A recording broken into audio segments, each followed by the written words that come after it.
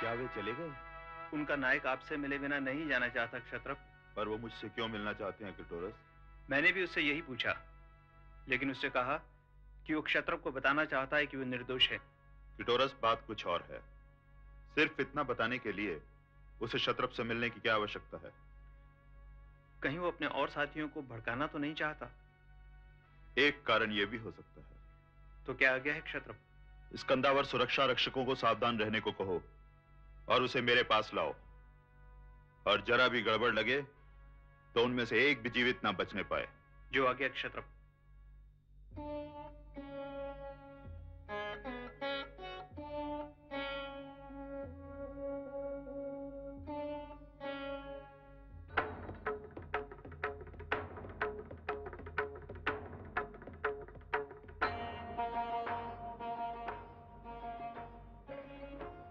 कहो, तुम क्या कहना चाहते हो नायक? मैं निर्दोष हूं क्षत्रप। सिपाही, तुम्हारे मन में विद्रोहियों के प्रति कोई सहानुभूति थी? नहीं। तो विद्रोहियों पर वार करने में तुम क्यों हिचकिचाए सिपाही? मैं यवन शासन के प्रति अपनी निष्ठा का पालन करने ही जा रहा था, पर जो मेरे सामने खड़े थे वो मुझे निर्दोष दिखाई पड़ रहे थे। तो विद्रोहियों में तुम्हें निर्दोषी भी दिखाई पड़ने लगे थे? वे अबोध बालक थे क्षत्रप। तो क्या वे विद्रोही नहीं थे? मैं उन्हें मार्ग से हट जाने का अवसर दे असली विद्रोहियों को दंड देना चाहता था क्षत्रप। दंड देने का अधिकार मात्र यवन सत्ता का है सिपाही। तुम्हें सिर्फ यवन सत्ता की आज्ञा का पालन करना था। सिपाही, मैं मान भी लेता कि विद्रोहियों के साथ तुम्हारी कोई सहानुभूति नहीं थी, पर न केवल तुमने विद्रोहियों को बचाने का प्रयत्न किया, पर तुमने यवन सैनिकों का मार्ग भी रोकने का प्रयत्न किया, और तो और तुमने उन पर आक्रमण किया, उन्हें आहत किया। मैंने आत्मरक्षा के लिए यवन सैनिकों के आक्रमण का मात्र प्रत्युत्तर दिया था। आक्रमण उन्होंने मुझ पर किया था। झूठ बोल रहे हो तुम। मैं सच कह रहा हूं क्षत्रप। मान लो कि तुम सच कह रहे हो, पर अन्य भ्रतक योद्धाओं ने यवन सैनिकों पर आक्रमण क्यों किया? वर्षों के साथ का परिणाम है। वे अपने नायक पर आक्रमण नहीं देख पाए। यवन सत्ता चाहे तो तुम्हें और तुम्हारे साथियों को इस अपराध के लिए मृत्युदंड दे सकती है। क्या हमारे जीवन का कोई मूल्य नहीं? पर वो तुम पर दया करेगी। तुम जहां जाना चाहो जा सकते हो। यह आज्ञा तो तुम्हारे सेनापति ने भी दे दी थी। तो फिर क्या चाहते हो? मेरे कुछ और साथी और बंधु यवन स्कंदावर में हैं। मैं उन्हें साथ ले जाना चाहूंगा। यह तुम्हारी इच्छा है? सत्य जानने के पश्चात यह उनकी इच्छा भी हो सकती है। और अगर वे तुम्हारे साथ ना आना चाहे तो? यह उनकी इच्छा पर निर्भर करता है। ठीक है, तुम अब जाओ। मैं कल सुबह उन्हें तुम्हारा संदेशा पहुंचा दूंगा। मैं कल सुबह की प्रतीक्षा नहीं कर सकता क्षत्रप। मैं क्षत्रप से मिलना चाहता हूँ। क्षत्रप इस समय विश्राम कर रहे हैं। झूठ बोल रहे हो तुम। मैंने अपने बंधु को अभी अभी भीतर जाते देखा है। भीतर कोई नहीं है, तुम जाओ। मैंने अभी अभी उसकी आवाज सुनी है। जाते हो या? चक्रपाणी, तू भीतर है तो आवाज दे। ये ऐसे नहीं मानेगा। मैं क्षत्रप से इसी समय मिलना चाहता हूँ। तुम भीतर नहीं जा सकते। चक्रपाणी, चक्रपाणी नहीं मानेगा। चक्रपाणी नहीं क्या? सूर्यपाणी, मैं यहां हूं।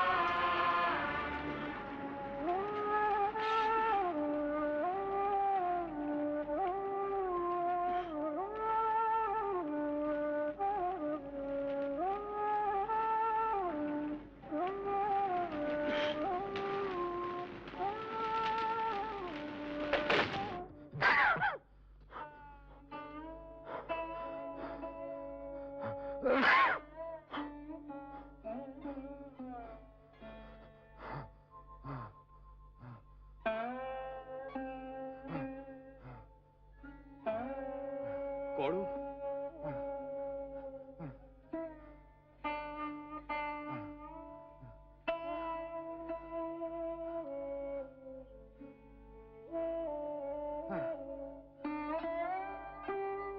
कौड़ू,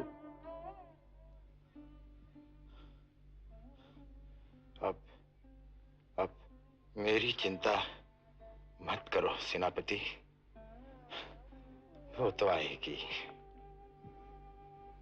पर अब उसके साथ जाने में कोई विषाद नहीं होगा। अब मरूंगा तो भी सुख से मरूंगा। ऐसा मत कहिए। सिंहरण, सिंहरण,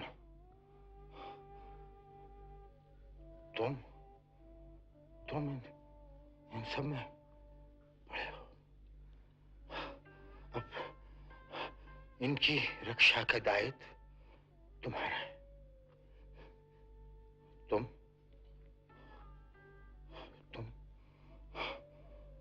सेनापति का साथ अंतिम सांसों तक न छोड़ना। सेनापति, आज तक जीवन को सुखमय बनाने की कामना से कारशापणों के लिए बहुत सारे मोर्चे लड़ चुका हूं, पर फिर भी सुख का हमेशा अभाव ही लगा। और आज जब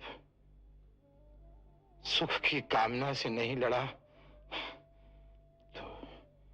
तो जीवन के अंतिम क्षणों में अप्रतिम सुख का अभाव रहा है। पीड़ा भी सुख दे रही है। पीड़ा पीड़ा नहीं लगती, दुख दुख नहीं लगता।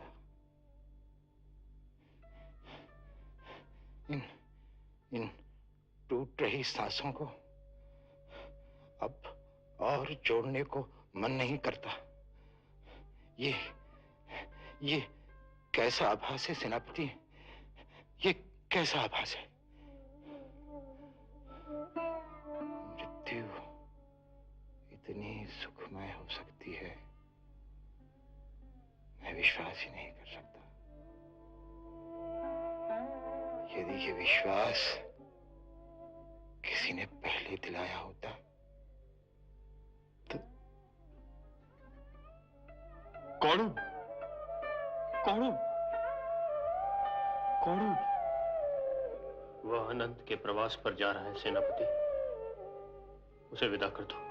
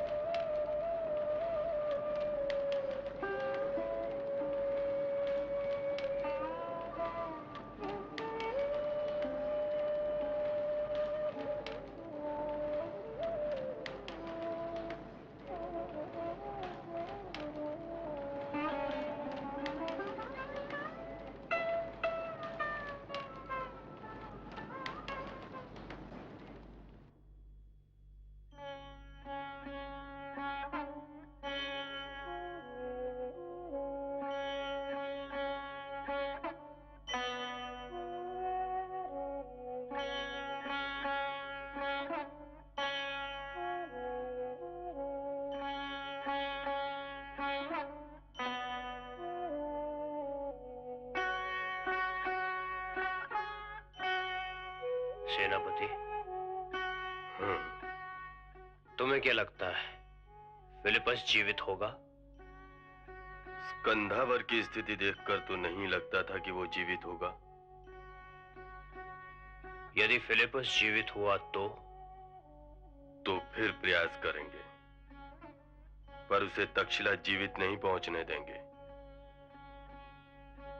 तो आगे की योजना क्या है सेनापति? आचार्य के आगमन और फिलिपस के मृत्यु संदेश की प्रतीक्षा।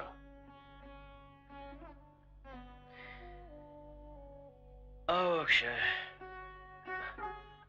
अब तुम विश्राम करो।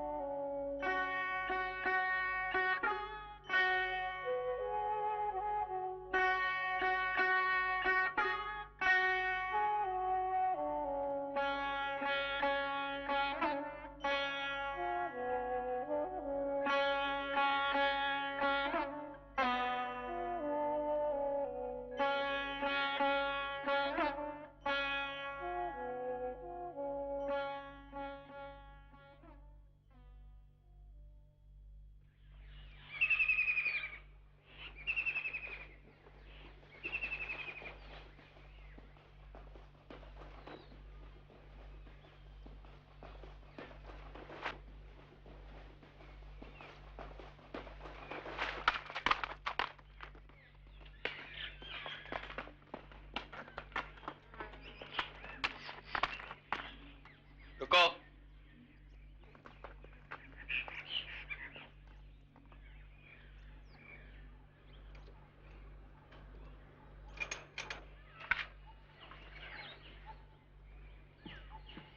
मैं सेनापति चंद्रगुप्त से मिलने आया हूँ। किसने भेजा है तुम्हें? सेनापति के आचार्य ने। सेनापति चंद्रगुप्त मुझसे परिचित हैं। आओ मेरे साथ।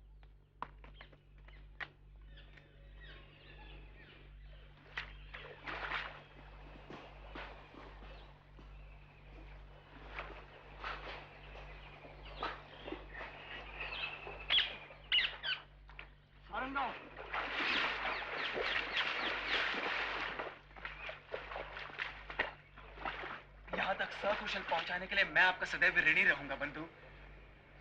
आचार्य कैसे? अपनी योजनाओं में सक्रिय हैं।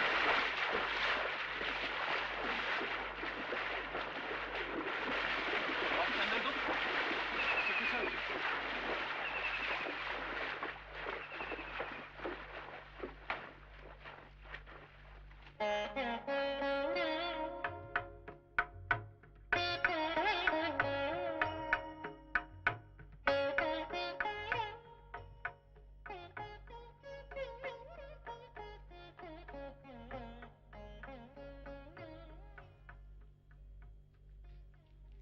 अग्रज, आचार्य की ओर से कोई संदेश नहीं आया। सेनापति। शारंगराव। आचार्य कहाँ है शारंगराव? यहाँ से निकट ही अष्टकपुर ग्राम में। तो यहाँ आए क्यों नहीं? आचार्य से यह पूछने का साहस मैं नहीं कर सकता। प्रणाम अग्रज। प्रणाम। आचार्य की ओर से कोई संदेशा? आचार्य का संदेश है कि फिलिपस की हत्या के पश्चात तुम्हें तक्षशिला की ओर प्रयाण करना है, ताकि यदि फिलिपस की हत्या की सूचना पाकर मस्कावती के निकटवर्ती क्षेत्र में विश्राम कर रही यवन सेना ने पुनः सिंधु पार करने का प्रयास किया तो उसका मार्ग रोका जा सके। गत रात्रि हमने यवन स्कंदावर पर आक्रमण किया था शारंगराव, पर अभी तक ये निश्चित नहीं है कि फिलिपस जीवित है या। उसकी सूचना भी आचार्य को रात्रि के तृतीय प्रहर में अष्टकपुर ग्राम में मिल चुकी होगी। यवन स्कंदावर के सुरक्षित अंतर पर विलोचन सन्यासी के रूप में धुनी जमाए बैठा है और तक्षशिला के कुछ योद्धा उसके शिष्य बने स्कंदावर के आसपास हो रही गतिविधियों पर दृष्टि रख रहे हैं। जैसे ही उन्हें सूचना प्राप्त होगी, आचार्य द्वारा वह सूचना तुम तक पहुंच जाएगी। इसके अतिरिक्त यवन स्कंदावर की दैनिक आवश्यकताओं की आपूर्ति करने वाले निकट के ग्राम के ग्वालों, धान्य विक्रेता व अन्य व्यवसायकों से गुरुकुल के निकट के ग्रामों में भ्रमण करने वाले छात्र संपर्क स्थापित करने का प्रयास करेंगे और जैसे ही उन्हें सूचना प्राप्त होगी, आचार्य द्वारा वह सूचना तुम तक पहुंच जाएगी। और यदि फिर भी यवन योद्धा क्षत्रप की हत्या की सूचना गुप्त रखने में सफल हुए तो अंत में तक्षशिला से तुम्हें वह सूचना अवश्य प्राप्त होगी।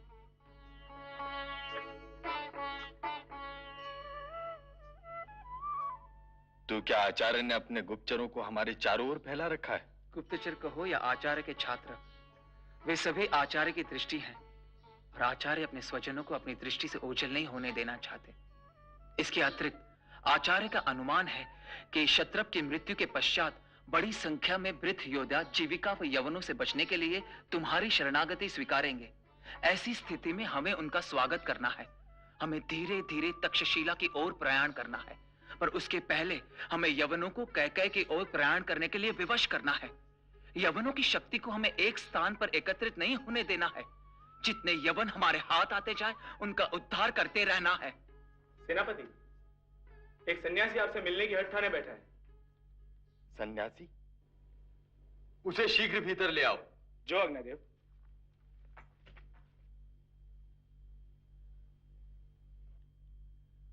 हर हर महादेव। क्षत्र फिलिपस नहीं रहे सेनापति।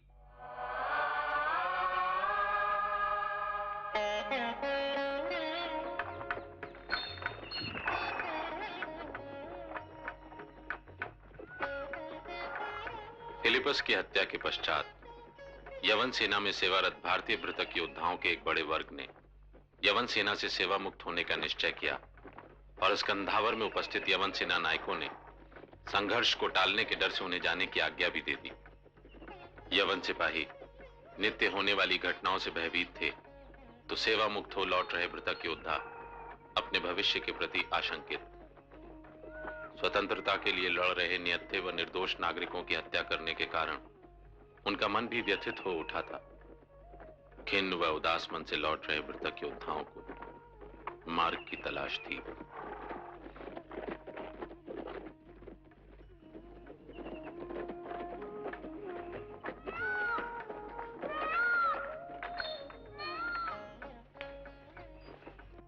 स्वतंत्रता सेनानी आ गए, स्वतंत्रता सेनानी आ गए।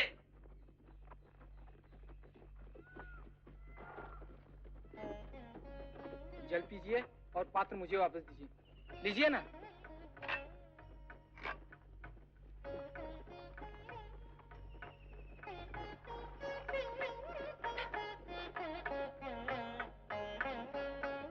स्वतंत्रता सेनानियों, अपने गंतव्य की ओर प्रयाण करने से पहले आप इस ग्राम की ओर से अतिथि स्वीकार करें, यही ग्राम वासियों की प्रार्थना है। ब्रह्मदेव, आप जो हमें समझ रहे हैं वे हम नहीं हैं। हम यवन स्कंदावर से लौट रहे भृतक योद्धा है। भृतक हैं, पर भारतीय तो हैं। आपके आतिथ्य के लिए यह योग्यता भी पर्याप्त है। पर ब्रह्मदेव, हम ये आतिथ्य कैसे स्वीकार करें? इस धरा के पुत्रों का ध्येय भिन्न हो सकता है, पर यह धरा अपने पुत्रों का पालन तो भेद रहित भाव से ही करती है। आप भी हमारे बांधव हैं, फिर यह संकोच क्यों? क्या आप हमारे अतिथि नहीं हैं? अपने साथियों को विश्राम के लिए आज्ञा दीजिए। साथियों, कुछ देर यहाँ विश्राम करने के बाद हम आगे बढ़ेंगे।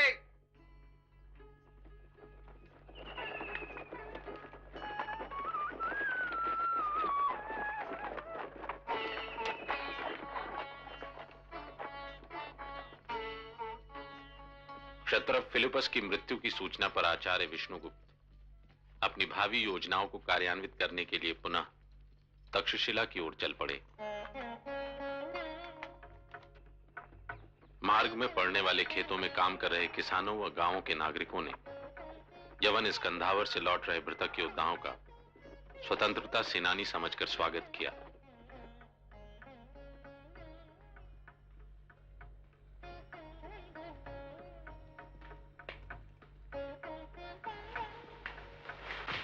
कुमार, यवन स्कंधावर का त्याग कर चुकी भृत योद्धाओं की एक वाहिनी पुरुषपुर के निकट विश्राम कर रही है। क्या उन्होंने स्वतंत्रता सेनानियों से संपर्क स्थापित करने का कोई प्रयत्न किया? अभी तक तो नहीं। क्या संभावना है कीर्तिध्वज? योद्धाओं का दुविधाग्रस्त मन अभी किसी निश्चय की अवस्था में नहीं पहुंचा है कुमार।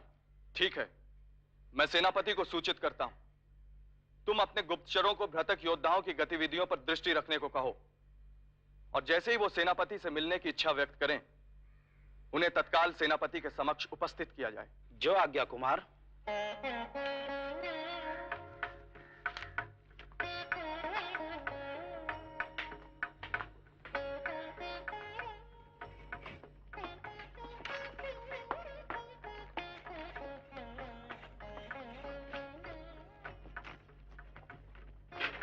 सत्य तो यह है कि हमें स्वतंत्रता सेनानियों का साथ देना चाहिए और उनसे मिल जाना चाहिए। वे चाहते तो हम पर भी आक्रमण कर सकते थे, पर उन्होंने ऐसा नहीं किया, जबकि वे जानते हैं कि हम जीविका के लिए यवनों का साथ दे रहे थे और अपने हाथों अपने लोगों को मारते आ रहे थे। यवन तो अभी अभी आए हैं, और कल तक तो हम किसी भी शासक के लिए लड़ते थे। तब तो तुमने नहीं सोचा था कि हम अपने ही हाथों से अपने भाइयों को मार रहे हैं। सभी स्वार्थ के लिए लड़ते हैं कंदर्प, सिर्फ स्वार्थ के लिए। किसी का स्वार्थ छोटा होता है और किसी का बड़ा। तो वे लोग जो हमारे सामने निहत्थे मरने चले आते हैं, उनका क्या स्वार्थ है? जीने में स्वार्थ है, मरने में क्या स्वार्थ है?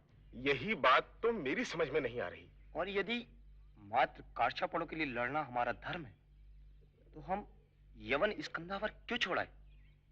कारछापड़ तो मिल ही रहते। शायद यवनों के हाथों मरने का भय, तो भी हम मृत्यु के भय से कब मुक्त हुए? बोलो, तुम क्यों यवन स्कंदावर छोड़ा? उन निहत्थों पर हाथ नहीं उठता मेरा। कौन तुम्हें विवश कर रहा है कि तुम यवनों के आदेश की अवहेलना करो?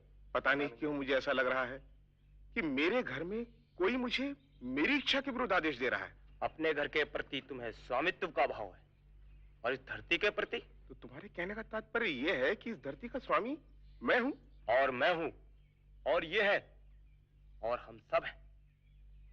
ये धरती हमारी है। तो गांधार के स्वामी आम्भिराज नहीं? जैसे तुम अपने कुटुंब के प्रमुख हो, वैसे वह हम सबके कुटुंब का प्रमुख है। जैसे तुम अपने कुटुंब की व्यवस्था करते हो, वैसे वह हम सबके कुटुंबों की व्यवस्था करता है, और हमारी व्यवस्था करने का अधिकार हम उसे देते हैं। हम उसके दास नहीं हैं। तुम्हें यह सब कौन सिखा रहा है? जहां पर हमने विश्राम किया था, वहां छात्रों ने मुझसे यही प्रश्न किए थे। यदि ये धरती मेरी है, तो इस पर यवनों का अधिकार कैसे हो सकता है? यही मैं तुमसे पूछ रहा हूं। यदि मैं तुम्हारे घर पर आक्रमण करूं, तुम्हारे घर की व्यवस्था को नष्ट कर दूं, तुम्हारे कुल की परंपराओं को तोड़ूं, तुम्हारे देवी देवताओं का अपमान करूं, तुम्हारी भूमि छीन लूं, तुम्हारे खेत छीन लूं, तुम्हारे प्रियजनों के घर उजाड़ दूं, तो तुम क्या करोगे? तो मैं तुम्हें उजाड़ दूंगा। यवन यहाँ क्या कर रहे हैं? कंदर्प, सिर्फ एक बात मेरी समझ में आ रही है कि मेरी भूमि पर मेरे सामर्थ्य का वे अपने स्वार्थ के लिए उपयोग करते हैं, और तिस पर भी ये भूमि मेरी नहीं है, और मैं उनकी दया पर जीने मरने वाला दास। ये कैसे हो सकता है? और तुम्हारी और मेरी शक्ति से समृद्धि होगी यवनों की, यवन देश की।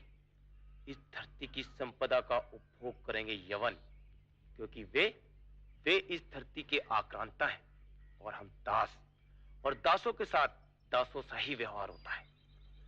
अपने ही घर में तुम्हारा और मेरा कोई अधिकार नहीं। दया पर जिएंगे हम यवनों की। कंदर्प, चाहे जो स्वार्थ हो इन स्वतंत्रता सेनानियों का, पर वह स्वार्थ हमारे स्वार्थ से हटकर है, ऊंचा है। कारछापड़ों के लिए ही सही, हम साथ देंगे तो स्वतंत्रता सेनानियों का, यवनों का नहीं। मरेंगे तो अपनी धरती के लिए, यवनों के लिए नहीं। तो मैं स्वतंत्रता सेनानियों के सेनापति से मिलने का प्रयास करूं? मैं भी तुम्हारे साथ आऊंगा, पर वो मिलेंगे कहाँ? गांव में चलकर देखते हैं। गांव के प्रतिष्ठित आचार्य से पूछेंगे, वरना चौक में खड़े होकर चीखेंगे। किसी न किसी प्रकार उनका अवश्य पता चल जाएगा। चलो।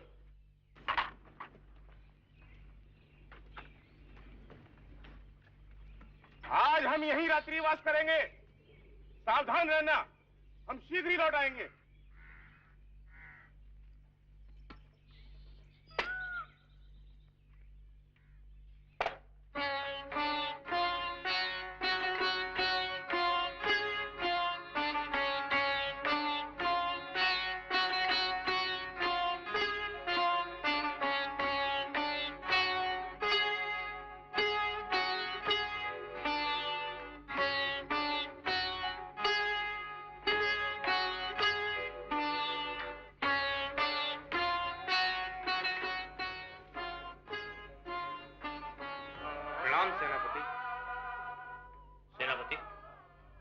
यवन स्कंधावर से लौटे मृतक योद्धा हमारी सहायता करने को तत्पर है।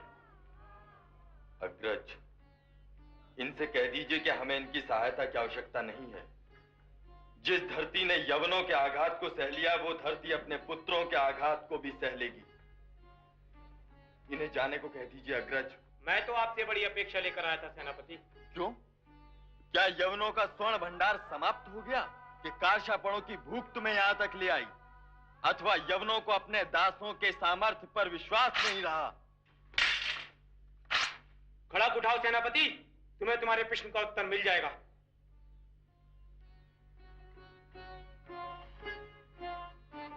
प्रतीक्षा क्यों कर रहे हो योद्धा? चलाओ शस्त्र। क्यों निहत्थों पर प्रहार करने में लज्जा आती है? चंद्रगुप्त, यदि इसी भांति अलक्षेंद्र को चुनौती दी होती तो आज चंद्रगुप्त तुम्हारा सेनापति नहीं सेवक होता। चंद्रगुप्त, एक चंद्रगुप्त ने तुम्हारे सामर्थ्य को ललकारा तो तुम्हारा अहंकार आहत हुआ, पर तब ये खड़क कहां था जब अलक्षेंद्र ने पूरे राष्ट्र के सामर्थ्य को ललकारा था योद्धा? चंद्रगुप्त, अपने को संभालो, ये हमारे अतिथि। इसीलिए तो कह रहा हूं अग्रज कि देखो इनका नपुंसक सामर्थ्य, जो मेरे ही घर में मुझे चुनौती देने का साहस रखते हैं। पर जब यवनों ने इनके अपने बांधवों के घरों को उजाड़ा था तब ये साहस कहां था?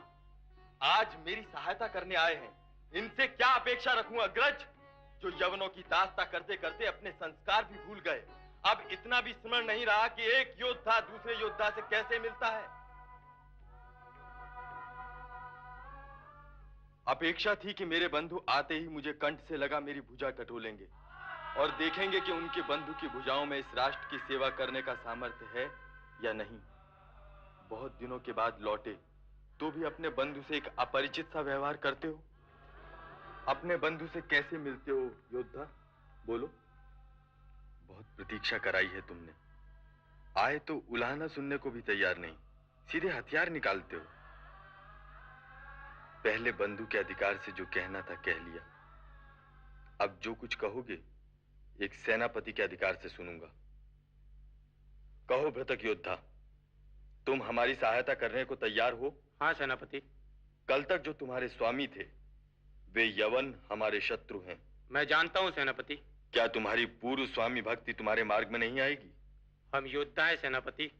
कल तक यवनों के सिपाही थे और आज अपनी भूमि के हैं, और योद्धा अपनी भूमि की रक्षा करने का अर्थ समझता है सेनापति। सेवा धन के अतिरिक्त कोई अन्य अपेक्षा? सेवा धन की ही नहीं, उससे भी बड़ी अपेक्षा है सेनापति। क्या है वो अपेक्षा? आज से युद्ध में मरने का अवसर यवन स्कंदावर से लौटे योद्धाओं को पहले मिलना चाहिए सेनापति। इस विषय पर विचार करूंगा।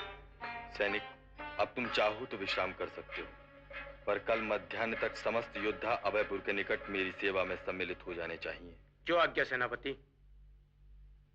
अब मुझे प्रस्थान करने की आज्ञा दें सेनापति। आज्ञा है। प्रणाम सेनापति। बंधुवर,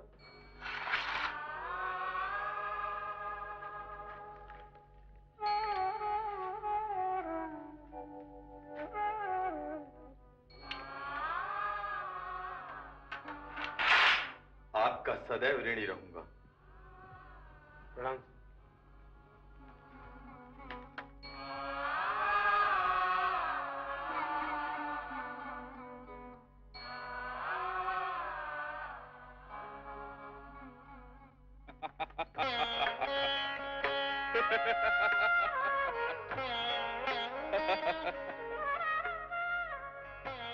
देव, मैं गिर जाऊंगी, रोकिए। मैं सच कहती हूँ स्वामी, मैं गिर पड़ूंगी। दासी रोको। रोकना मत दासी। मुझे डर लग रहा है। अरे, पर्वतेश्वर की पुत्री में इतना भी साहस नहीं। दासी, और जोर से। दासी को रोकने की आज्ञा दीजिए, अंततः मैं कभी आपके आग्रह का मान नहीं करूंगी। वैसे भी स्त्री के सौंदर्य के आगे पुरुष का मान कहाँ टिकता है देवी कल्याणी। और फिर तुम्हारे हाथों मेरे आग्रह की अवहेलना भी सुंदर ही होगी, तो फिर मैं चिंता क्यों करूं? मैं प्रार्थना करती हूँ स्वामी। यदि तुम्हारी प्रार्थना स्वीकार भी करूं तो आंभीराज को हानि ही होगी देवी, और आंभीराज इस निकटता को खोना नहीं चाहते। काश यदि मुझे पहले पता होता कि देवी कल्याणी झूले से डरती भी हैं, तो मैं अंतःपुर के प्रत्येक आसन को छत से लटकवा देता। प्रणाम तक्षशिलाधीश, एक महत्वपूर्ण निवेदन करना है देव, आज्ञा हो तो। कहो। राजप्रसाद से एक सेवक सूचना लाया है कि यवन स्कंधावार से एक दूत आपके लिए अत्यंत आवश्यक व गोपनीय सूचना लेकर आया है देव। दासी,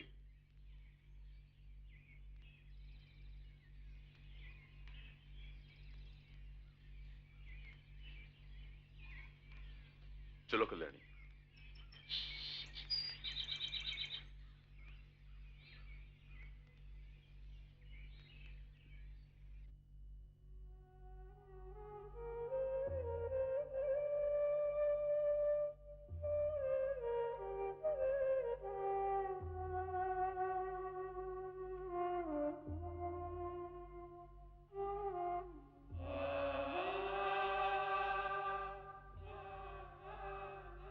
तुम जाकर विश्राम करो, मैं आगे की व्यवस्था करता हूं। जो आज्ञा तक्षाधीश।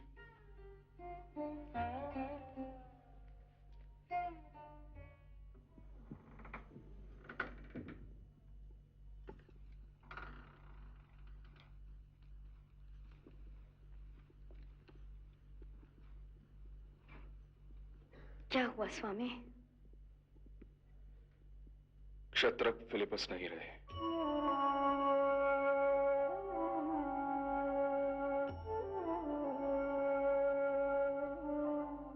विश्वास नहीं हो रहा है केकराज? विश्वास तो मुझे भी नहीं हो रहा है इंद्रदत्त। पर यह पत्र, क्षत्रप से इतनी जल्दी मुक्ति मिल जाएगी, इस पर सहसा विश्वास नहीं हो रहा ना इंद्रदत्त। पर मन तो चाहता है यही सत्य। तो अब क्या आज्ञा है केकराज? मैं यही नहीं समझ पा रहा हूं इंद्रदत्त